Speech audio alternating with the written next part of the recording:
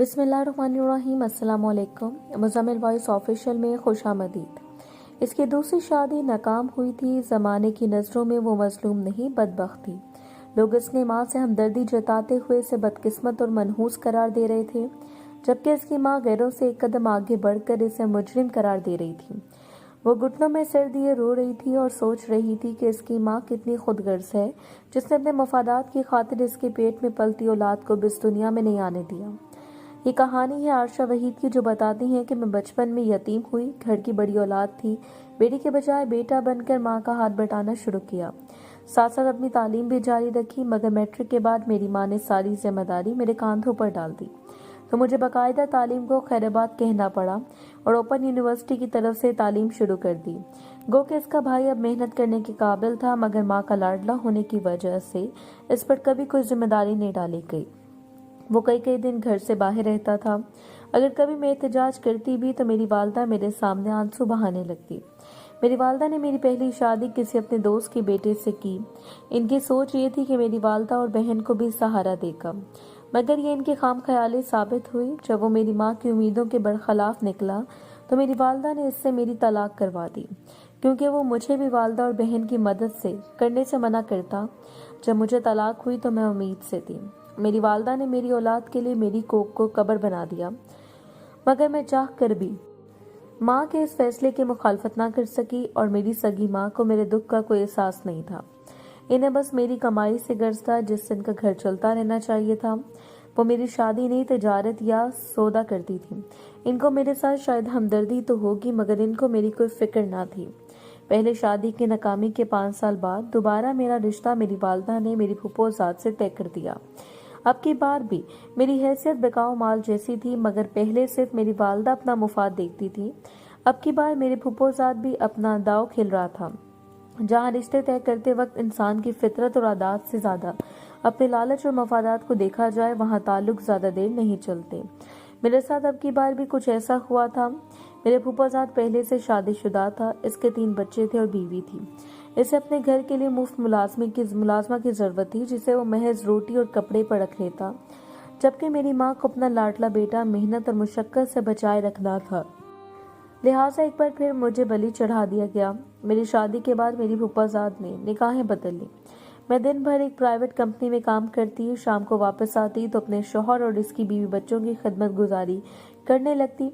मुझे इसके एवज मेरे शौहर का चंद घंटों के लिए साथ मिल जाता। मेरे शौहर को मेरी जात में कोई दिलचस्पी नहीं थी। इससे मेरी कमाई और अपनी दूसरी बीवी बच्चों की खिदमत में ज्यादा दिलचस्पी थी। मेरे महीने बाद मिलने वाली तनख्वाह आते ही मेरे हाथ से वो ले लेता और अपनी पहली बीवी बच्चों पर लगा देता। एक बार फिर मुफादात की टकराव की आ गई थी और एक बार फिर मेरा घर उजड़ गया था।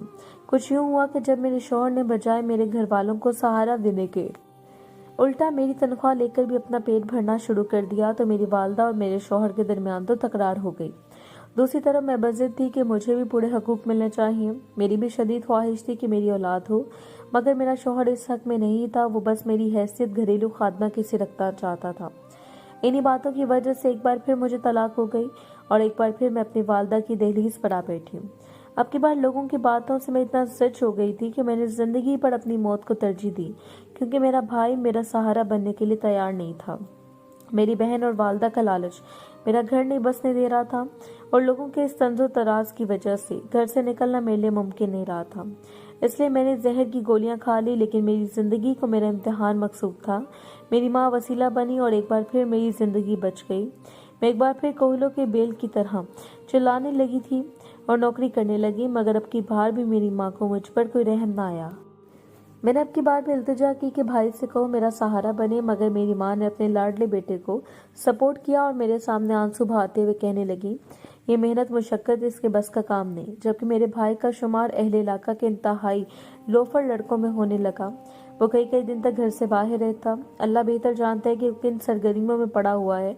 ना तो मेरी माँ ने कभी इससे सवाल किया और ना ही खुद कभी इसके जहन ने इसे लानत मलामत की। मेरी दूसरी बहन की शादी हुई, इसकी एक बेटी हुई और वो रूठ कर मेके वापस आ गई। मैंने अपनी बहन को समझाया कि इतना घर का बोझ उठाना मेरे लिए मुमकिन नहीं है। मैं गांव के किसी मोतबर बंदे को कहकर तुम्हारी और तुम्हारे शोर की सुलह करवा देती हूँ, क्योंकि बच्ची के दूध हमारी और हर चीज़ के अखराजात उठाना, वालदा का और अपने आप का पेट पालना मेरी कमाई से इतना कुछ मुमकिन नहीं होगा। लेकिन मेरी बहन ने बजाय हकीकत को समझने के मेरी बात को उल्टा ले लिया, वालदा से मेरी शिकायत कर दी और मेरी माँ एक बार फिर बद्दुआएं देती हुई मुझ पर चढ़ दौड़ी। मैं खामोशी से एक बार फिर अपने आप को कोसने लगी। मेरी वालदा ने मेरी बहन की बेटी को मेरे सपुर्द कर दिया और मजबूरन या खुशी से मैं ये फर्ज अदा करने लगी। वक्त गुजरता रहा। मैं अब जिस जगह काम करती थी वो एक नौजवान लड़का भी काम करता था जिसकी शादी नहीं हुई थी। इसने मुझसे शादी की ख्वाहिश का इजहार किया क्योंकि सारे ऑफिस के लोग मेरे माजी से अच्छी तरह वाकिफ थे, मगर मैंने एक बार फिर इसको अपनी सारी हकीकत बताई। इसने मेरी बात मुकम्मल होने से पहले कहा कि मैं तुम्हारे बारे में सब कुछ जानता हूँ। जब इसको सारी हकीकत बता लें तो इसके बाद मैंने इसको अपनी वालदा से मिलवाया। इसने बताया कि इसके घर वाले शादी पर राजी ही नहीं हैं, इसलिए इसे कोर्ट मैरिज करना पड़ेगी। मैं अपनी वालदा और बहन के साथ अपने घर में रहूंगी और वो भी मेरे घर में रहेगा। मेरी वालदा ने इसकी बात मान ली और यूं हमने कोर्ट मैरिज कर ली। मगर इस बार भी मेरी किस्मत मुझ पर मेहरबान ना हुई। मुझसे शादी के बाद मेरे शौहर ने जॉब छोड़ दी और घर बैठ गया। मेरी मेहनत और मुशक्कत से कमाया गया रिज़्क़ हलाल और शराब और शबाब पर लुटाने लगा। मैंने इसको समझाना चाहा मगर इसने मेरी बात को ना समझा, बल्कि उल्टा मुझे तलाक देने की धमकी देने लगा। मैं जो पहले दोबारा ठुकराई जा चुकी थी, तलाक का लफ्ज़ सुनकर समझ जाती और खामोश हो जाती। चाह कर भी इसके बूढ़े रास्ते में रुकावट नहीं बन पाती। यहाँ तक कि शराब के नशे में धुत शख्स ने मेरी बहन पर बुरी नज़र रखना शुरू कर दी। जब मैंने इस बात पर सख्त रद्द-ए-अमल दिया तो इसने मुझे तलाक दे दी। जब मेरे पेट में इसके 8 माह की बेटी मौजूद थी, मेरी कस्मों वादों के बावजूद भी इसने बेटी को अपनी बेटी मानने से इनकार कर दिया और मुझे बदचलन बदकिरदार कहते हुए छोड़ दिया, बल्कि उल्टा मेरी गुजरी हुई जिंदगी को भी दागदार कर दिया। यहाँ तक कि इस मोहल्ले में रहना मुमकिन न रहा। मैं अपनी वालदा, बहन और इसकी बच्ची को लेकर किराए के मकान में मुंतकिल हो गई और आइंदा मर्द पर कभी भरोसा न करने का वादा कर लिया। मेरे इन हालात में भी मेरे भाई की गैरत जाग गई और वह हमारा सहारा न बना। यहाँ तक कि बेटी की पैदाइश के बाद मुझे जल्द ही दोबारा मुलाजमत शुरू करना पड़ी। आज मैं गिनटिया की मरीज़ा हूँ। मेरे जोड़ हर वक्त दुखते हैं और मैं तकरीबन चलने फिरने से कासिर हूँ, मगर इसके बावजूद अपनी बच्ची, वालदा, बहन का पेट पालने के लिए मैं मुलाजमत करने आती हूँ। मेरी इस हालत के बावजूद मेरी माँ को कभी मुझ पर तरस नहीं आया। इसने कभी मेरे भाई को नहीं समझाया और ना ही मैं कभी अपने भाई ने गैरत की कि वो मेरा सहारा बने। मैं हर इस इंसान से खुद को छुपाए फिरती हूँ जो मेरे माजी से वाकिफ हो। मेरा माजी मेरे लिए गाली बन चुका है। मेरा खुदा गवाह है कि मैं ना कभी बुरी थी, ना कभी कोई बुरा काम किया, मगर इसके बावजूद मैं ज़माने की नज़रों में खुद को पारसा साबित नहीं कर सकी। आज भी अगर किसी पुराने जानने वाले को देख लूं तो मुझे लगता है कि इसकी आंखें मुझसे सवाल कर रही हैं। कोई मुझसे हाल पूछता है तो बताने से पहले मेरी आंख से आंसू निकल आते हैं, मगर आज भी अपना घर में चला रही हूँ। मुझे किस्मत, तकदीर या रिश्तों से कोई गिला नहीं है। मेरा ज़माने और माशरे से एक सवाल है, अगर कुर्बानी बेटियों ने देनी होती है तो फिर सजदों में और दरगाहों पर जाकर बेटे क्यों मांगे जाते हैं।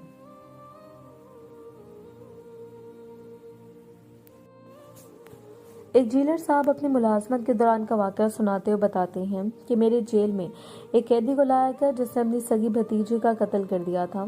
मकतूल बच्ची की उम्र 7 से 8 साल थी। बच्ची अगर जवान होती तो मैं सोचता कि इसे गैरत के नाम पर कत्ल किया गया होगा। मैं मजीद कोई सवाल किए बिना इस अंदर भेज देता, मगर बच्ची की कम उम्री देखकर मुझे इंतहाई तकलीफ हुई और मेरे दिल में सस्पेंस उभरा कि मैं कत्ल की वजह जानूं। लिहाजा मैंने इस शख्स से रुदात पूछी तो इसने कुछ यूं किस्सा सुनाया। मेरा नाम जाहिद अरबाब है और मेरा भाई प्लास्टिक इंडस्ट्री के मालिक थे। प्लास्टिक की मुख्तलिफ चीज़ें बनाते थे। मेरा भाई रात को देर से घर वापस आ रहा था कि रास्ते में इसका एक्सीडेंट हो गया और वो जान से मर गया। अब इंडस्ट्री का मालिक मैं था और हिस्सेदार मेरा भतीजा और भतीजे भी थे। मेरी बेगम ने इंतहाई शातिराना अंदाज में मुझे मेरे भाई की औलाद से दूर कर दिया, यहाँ तक कि मैं इनको अपना दुश्मन समझने लगा। मैंने इन्हें कारोबार से निकाल दिया, बाहर किया, इनका सब कुछ हत्या लिया, मगर फिर भी मुझे इनसे खतरा महसूस होता रहा, यहाँ तक कि मैं इनसे दुश्मनी पर उतर आया। इनको अपना दुश्मन समझने की सबसे बड़ी वजह मेरी बीवी थी, जो रोज कतरा कतरा करके मेरे दिल में जहर डाल रही थी और मेरी नफरत को बढ़ावा दे रही थी। यहाँ तक कि बीवी के कहने पर मैंने बहला फुसलाकर पुराना घर गिराकर नया घर तामीर करने के नाम पर भी भाभी से घर भी खाली करवा दिया। फिर एक और सियासी चाल चली कि घर के जिस हिस्से में भाभी रहती थी वो हिस्सा गिरा दिया और भाभी को किराए पर बिठा दिया। 2 बरस गुजर जाने के बावजूद ना तो भाभी का घर तामीर करवाया और ना ही अपना घर गिराया। जब भाभी के अकाउंट में मौजूद जमा पूंजी खत्म होने लगी तो भाभी ने दबे लफ्जों में घर की तामीर का मुतालबा शुरू कर दिया। मैं इस मौके के इंतजार में था जब भाभी ने अपने घर की तामीर का मुतालबा किया तो मैंने भाभी से कहा कि हम लोग ये घर और ये जगह बेचकर किसी अच्छी सोसाइटी में मुंतकिल हो जाते हैं। वो बेचारी कमअकल औरत अब भी मेरी चाल को ना समझ सकी और मेरी बात मान ली। मैंने भाभी के घर की जमीन और प्लाट अपनी बीवी के भाई के नाम लगा दिया और फिर इस तरह की एक और चाल में भी भाभी के नाम से कारोबार भी अपने नाम मुंतकिल करवा लिया। जब हर चीज़ पर मेरा कंट्रोल हो गया तो मैंने हर चीज़ से अपनी भाभी को जवाब दे दिया। अब मेरी भाभी के पास बस इतनी रकम थी कि या तो वो इस पैसे से अपने बच्चों का पेट पाल सकती थी या फिर मेरे खिलाफ कानूनी जंग कर सकती थी। इसने अक्लमंदाना फैसला किया और इन पैसों से अपने बच्चों का पेट पालने लगी। मगर वो पैसा कब तक चलना था, वो पैसा ख़त्म हो गया तो मेरी भाभी ने किराए का घर छोड़ दिया और हमारे मोहल्ले में बने हुए फ्लैट्स में कमरा लेकर रहने लगी, जबकि बाकी फ्लैट में एक और ऐसी गरीब फैमिली रह रही थी। ये उनकी गुजर बसर होने लगी। ये सब कुछ कर लेने के बाद भी मेरी बीवी और मेरे दिल में ये खौफ बाकी था कि कल कलां को बच्चे जवान होकर अपने हक का मुतालबा न कर दें या हमारे खिलाफ कोई परेशानी न खड़ी कर दें। इसलिए हमने इनसे भी जान छुड़वाने का सोच लिया। शायद बच्चों के कत्ल पर मैं राजी ना होता, लेकिन इस अमल में भी मेरी बीवी की गहरी साजिश शामिल थी। इसने मुझे मुस्तकबिल के खौफ से डरा कर इस हद तक मजबूर कर दिया कि मैं इन मासूम बच्चों की जान लेने का सोचने लगा। इन्हीं दिनों में ईद कुर्बान करीब थी। ईद वाले दिन बाकी गरीब बच्चों की तरह मेरी भतीजी भी इनके साथ मोहल्ले से गोश्त मांगने के लिए निकली हुई थी। जब फिरते हुए वो मेरे घर में पहुंची तो मैंने गोली से इसके सर के चिथड़े उड़ा दिए और पहला बयान दिया कि जब बच्चे घर में दाखिल हुए तो हथियार सामने पड़ा था। किसी बच्चे गोली चली और फिर मेरी भतीजे को लग गई, मगर बाकी बच्चों की गवाही ने मेरे इस बयान को खराब कर दिया और मैंने गार्ड को मजबूर करके कत्ल का इल्जाम इसके सर पर धर दिया और गार्ड को इस बात की गारंटी दी कि मैं इसे छुड़ा लूंगा और इसे गिरफ्तार करवा दिया। मगर इन फ्लैट्स में जो 8-10 घराने मुकीम थे, इन्होंने इत्तेहाद कर लिया। इनको मोहल्ले से भी अच्छी खासी सपोर्ट मिल गई। रही सही कसर मेरे बिजनेस हलीफों ने पूरी कर दी। ऊपर से मेरी बदकिस्मती के तफ्तीशी अफसर इंतहाई ईमानदार था। इन्होंने मेरे गार्ड को छोड़कर मुझे गिरफ्तार कर लिया और थोड़ी सी मुशक्कत के बाद मुझसे इकरार जुर्म करवा लिया। मुझे हर दूसरे या तीसरे साल जेल बदलकर किसी और जेल में मुंतकिल कर दिया जाता था। अब मेरे पीछे मेरी खबर लेने भी कोई नहीं आता। मेरी बीवी जिसने मुझसे ये सब करवाया था, वो मुझसे तलाक लेकर किसी और के निकाह में चली गई थी। ऐसे मेरे घर मेरी बीवी ने हत्या लिया और मेरा कारोबार इसके नए शौहर ने ले लिया। इसने भी कारोबार की समझ बूझ आ जाने के बाद मेरी साबका बीवी को तलाक देकर इससे फारिग कर दिया। मुझे नहीं पता आज मेरे बच्चे किस साल में है, मेरी भाभी और भतीजा किस साल में है।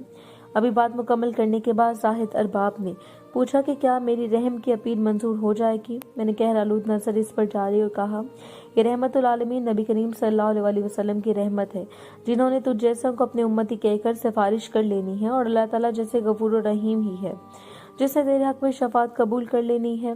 इन दो हस्तियों के सिवा और किसी से रहम की उम्मीद ना रखना, ना ही और किसी से रहमत इतनी वसी है कि तुझ पर रहम कर सके। अपनी बात मुकम्मल करने के बाद मेरे से चले जाने का कहा और साथ ही नसीहत की कि दोबारा कभी मेरे सामने ना आना। तुम जैसे दरिंदों का ठिकाना जेल नहीं जहन्नुम है। मैं अपनी कहानी के आखिर में बस इतना कहूंगा कि ईद के इस पर मुसरत मौके पर दहलीज पर आने वाले सवाली को इस्तिताअत के मुताबिक कुछ ना कुछ जरूर देना। अगर ना भी दे सके तो इनकी इज्जत नफ्स मजरू ना करना। वो इस बात को फक्त अपनी गलती कह रही थी, मगर दर हकीकत इसने एक इंसानी जान लेकर पूरी इंसानियत को कत्ल करने का गुनाह अपने सर ले लिया था। कत्ल महज गुनाह नहीं, जुर्म भी था। कत्ल होने वाला कोई और नहीं, इसका अपना शौहर था जो जुबान से महरूम था। आप सुने इसकी कहानी, इसकी जुबानी।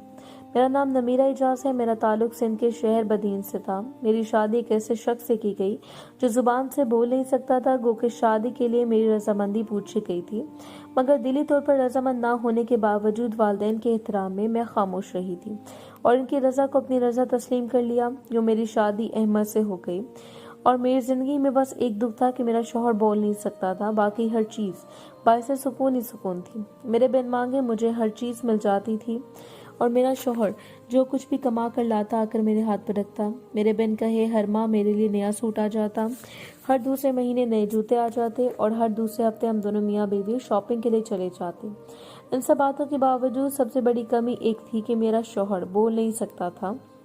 وہ وہاں کی وہیں موجود تھی۔ میری خواہش اس وقت کاش میں بدل جاتی جب میری سہیلیاں مجھ سے اپنے شوہروں کے ساتھ محبت بری ہونے والی گفتگو سانجھی کرتی اور اس وقت یہ خواہش مجھے کسی اور کی طرف متوجہ کرنے پر مجبور کر دیتی۔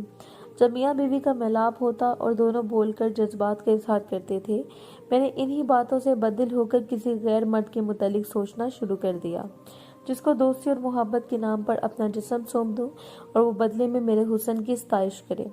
ایسے اپنی خواہش کی تکمیل کے لیے میں نے ایک مقامی نوجوان کو چن لیا جو وڈیرے کا بیٹا تھا۔ وڈیرا خود بھی ظالم تھا اور اس کا بیٹا اس سے 2 ہاتھ آگے تھا۔ آپ کہہ لیں وہ ظالم نہیں درندہ تھا۔ مجھے یقین تھا کہ اگر لوگ میرے کردار پر شک کریں گے تو بھی میرے نام کے ساتھ اس وڈیرے کا نام جوڑتے ہوئے کانپ دیں گے۔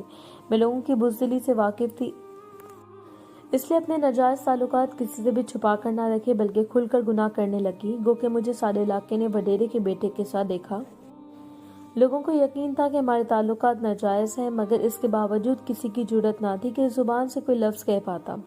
یہاں تک کہ میرے شوہر نے خود مجھے اپنی آنکھوں سے حالت غیر میں وڈیرے کے ساتھ دیکھ لیا۔ چونکہ میرے شوہر کا تعلق مڈل کلاس فیملی سے تھا اور وہ وڈیرے کا کچھ نہیں بگاڑ سکتا تھا، اس لیے اس نے وڈیرے کو تو کچھ نہ کہا مگر بعد میں مجھے پیٹنا شروع کر دیا۔ زندگی میں پہلی بار میرا شوہر مجھ پر غصے ہوا تھا اور یہ غصہ اس کی موت کی وجہ بن گیا۔ ہوا کچھ یوں کہ میں نے وقتی طور پر ہوش سے کام لیتے ہوئے شوہر کی منت سماجت کر کے اس کے غصے کو ٹھنڈا کر دیا، مگر بعد ازاں میرا غصہ قہر میں بدل گیا۔ جب 10-12 دن بعد حالات نارمل ہو گئے تو میں نے اپنے محبوب وڈیرے سے کہہ کر اپنے شوہر سے بدلہ لینے کا فیصلہ کر لیا۔ ایک رات میں نے کھانے میں نیند کی دوا ملا کر اپنے شوہر کو کھلا دی۔ جب وہ گہری نیند سو گیا تو میرا محبوب بھی آ پہنچا۔ پہلے ہم دونوں محبت کے نام پر ہوس مٹائی، اس کے بعد چھری گرم کر کے میرے شوہر کی زبان کاٹ دی، ہاتھ توڑ دیا، آنکھیں چھری کی مدد سے نکال دی، اس کے سر پر ہتھوڑے مار مار کر سر کا قیمہ بنا دیا۔ اپنا غصہ ٹھنڈا کر لینے کے بعد ایک بار پھر ہم دونوں نے اپنی ہوس مٹائی اور بعد میں میرے شوہر کی لاش بوری میں ڈال کر قریبی ندی میں پھینک دی۔ لاش کو 3 دن بعد ڈھونڈا گیا، پولیس تفتیش شروع ہو گئی۔ چند ہی دنوں میں پولیس قاتل کا سراغ لگاتے ہوئے مجھ تک پہنچ گئی۔ پھر وڈیرے کا بیٹا بھی گرفتار ہوا مگر اس کے والد نے اپنا اثر و رسوخ استعمال کرتے ہوئے اسے بچا لیا، مگر میرا کوئی والی وارث نہ بنا کیونکہ میں اپنے مجازی خدا کو اپنے ہاتھوں سے قتل کر چکی تھی۔